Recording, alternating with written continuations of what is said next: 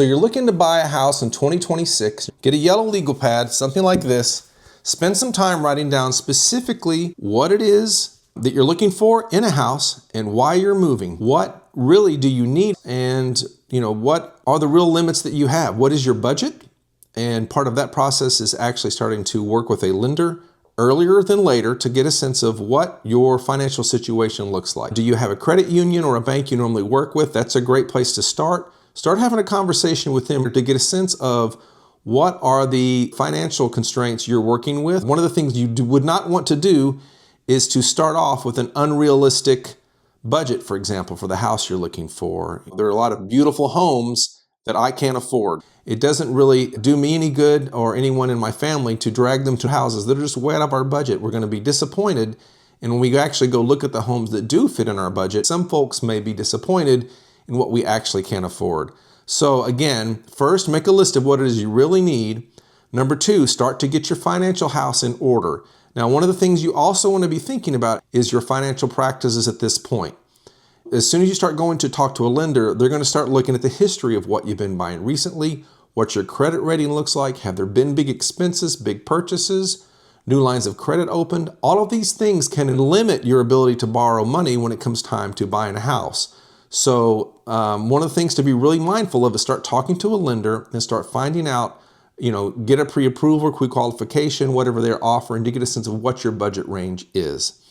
The other thing you can do here as well, and I would recommend, is you can go to websites like Zillow, Realtor, other websites, and start to get a sense of what your local market has in your price range.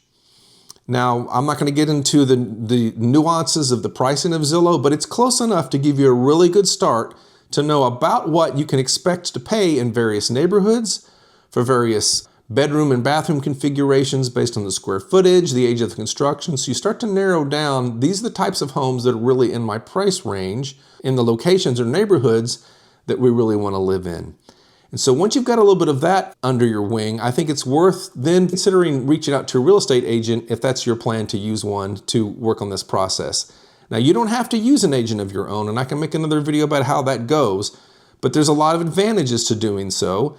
And, I think that's something worth considering. And you may be someone who's very experienced and may feel like this is something you want to tackle on your own. That's absolutely fine.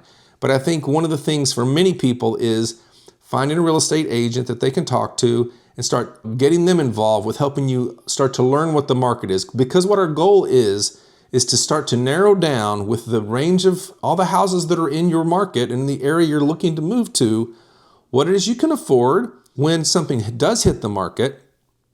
You have a sense of what its relative value is compared to other homes you've seen. So you know when something shows up and is a really strong home for the price, and you're able to move along in a quicker manner when that time comes. Because at least here in 2026 in Central Kentucky, I can tell you that when good homes come on the market at good prices, they don't last very long. And so what you want to be able to do is be well positioned to take advantage of the right home when it does show up. And part of being ready for that is really spending a lot of time researching before. There's a great story about some of the artists in Japan that would basically do these beautiful brush paintings, and they would grind stone for 99% of the time, grinding these stone inks to get various colors.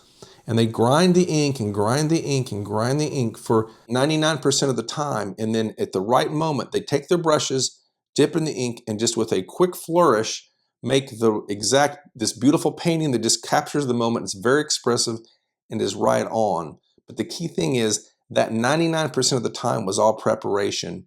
And in a similar way, when we're going to try to buy a house in a competitive market, and you want to spend a lot of time preparing, so when the time comes, you have your finances lined out, you have your agent lined out, you've talked a little bit about the neighborhood, and you've scoped it out and understand this is a great location for you and your family.